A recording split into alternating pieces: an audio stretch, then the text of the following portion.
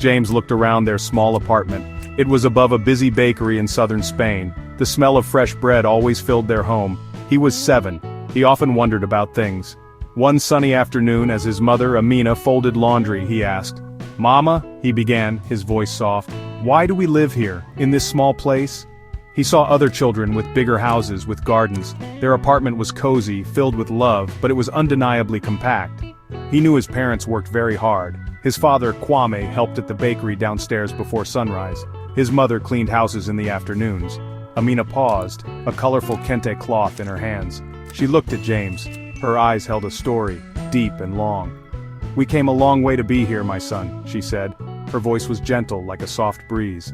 "This small place," she continued, gesturing around them, "it is our safe place. Our new beginning." She did not say more then. But James knew there was a bigger story. He had heard whispers of it before, snippets of conversations between his parents when they thought he was asleep. Words like journey, difficult, and hope floated in the air like dust motes in the afternoon sun. He often tried to piece them together like a puzzle with missing parts. Amina and Kwame, their story began far away in Tamale, Ghana. Life there was vibrant, full of color and community. But it was also hard. Work was scarce. Opportunities felt like distant stars, beautiful but unreachable. Kwame was a skilled carpenter. He could make anything from wood. Amina sold fabrics in the bustling market. Her laughter was infectious. They dreamed of a stable life. They dreamed of a future where their children would not know the same struggles. A future where education was a certainty, not a luxury. This dream was a small seed they nurtured in their hearts, hoping it would one day blossom. Their life in Tamale was a tapestry woven with threads of joy and hardship.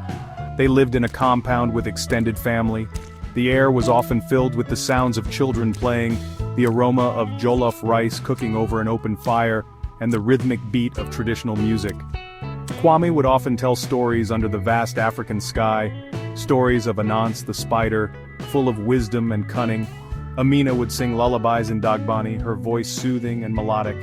But beneath the surface of daily life, the desire for something more, something safer, grew stronger each day. They wanted a place where their hard work would translate into tangible progress for their family. The decision to leave Ghana was not an easy one. It meant leaving behind everything they knew, their families, their friends, the familiar scent of the earth after a rainfall. But the dream for a better future for their unborn child was a powerful force. Amina was pregnant with James when they began their arduous journey. The thought of him, a tiny life growing within her, gave them strength. They gathered their meager savings, they said their tearful goodbyes, they stepped into the unknown, armed with courage and a desperate hope.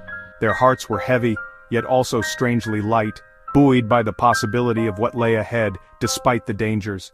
The journey across the Sahara Desert was brutal. The sun beat down mercilessly. The sand stretched endlessly, a vast, unforgiving ocean of gold. They traveled in overcrowded trucks, huddled together with other hopeful, fearful souls. Water was scarce. Food was even scarcer. Amina, despite her pregnancy, showed incredible resilience. Kwame was her rock, always finding a way to protect her, to find her a little extra water, a moment of shade. He would whisper words of encouragement, reminding her of their dream, of the life they hoped to build. There were moments of despair, moments when they thought they could not go on, but the image of a better life pulled them forward. Then came the Mediterranean Sea. It looked beautiful from a distance, a sparkling expanse of blue, but it was a treacherous beauty. They boarded a small, rickety boat, crammed with too many people.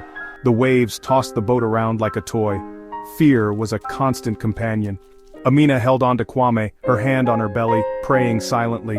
She felt James' kick, a small reminder of the life she was fighting to protect.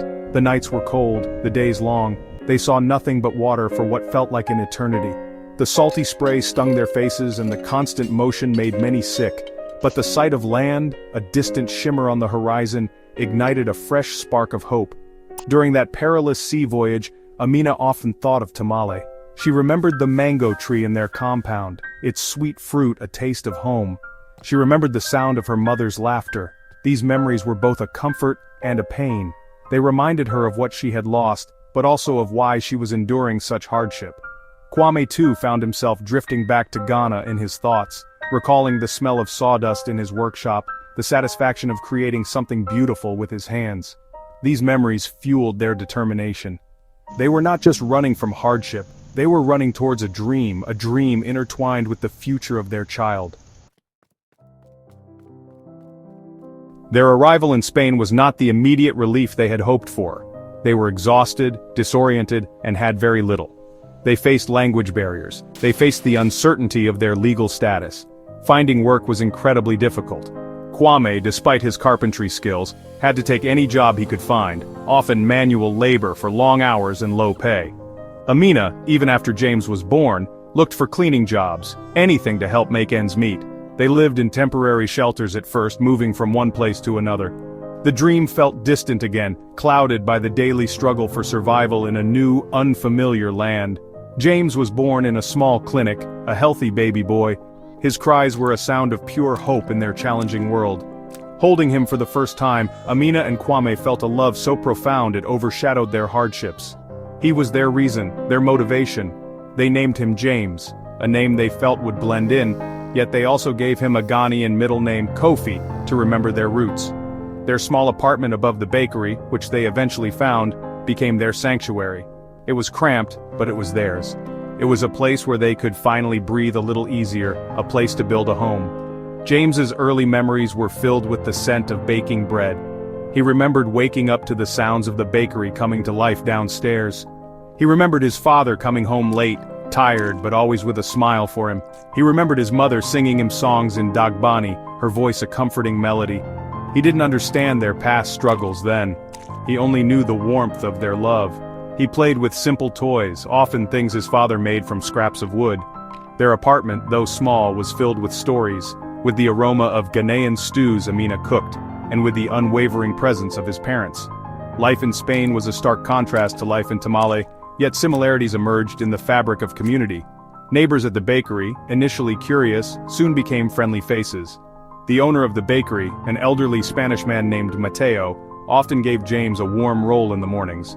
These small acts of kindness were like beacons of light. Amina learned Spanish quickly, her determination shining through. Kwame too picked up the language, his interactions at various jobs forcing him to adapt. They were slowly, painstakingly, carving out a niche for themselves, building bridges between their past and their present. The love between Amina and Kwame was the silent engine that powered their resilience. It was in the way Kwame looked at Amina when she laughed, a look that spoke of shared journeys and unspoken understanding. It was in the way Amina gently massaged Kwame's tired shoulders after a long day's work. Their struggles had not broken them. They had forged an even stronger bond. They rarely spoke of the horrors of their journey, especially not in front of James. But the memory of it lived within them, a constant reminder of how far they had come, and how precious their new life was, however modest. James grew, and with him, his understanding of his family's story. He started asking more questions. Amina and Kwame began to share more, piece by piece. They told him about the vibrant markets of Tamale, about his grandparents, about the difficult choices they had to make. They spoke of the desert and the sea, not with bitterness, but with a quiet strength that amazed him. He learned that their small apartment was not just a place to live. It was a testament to their courage, their endurance, and their unwavering love for him. He saw the sacrifices they made daily, the long hours they worked, all for his future. Now, at 7, James carried their story within him. It was a part of his identity, as much as his Ghanaian heritage and his Spanish upbringing. He understood why his mother said their small apartment was their safe place, their new beginning. He saw the lines of tiredness on his parents' faces, but he also saw the bright, unyielding hope in their eyes. He felt a quiet fire of hope and beginnings inside himself too. He knew he was a child of two worlds, a bridge between a past he knew only through stories, and a future he was eager to embrace.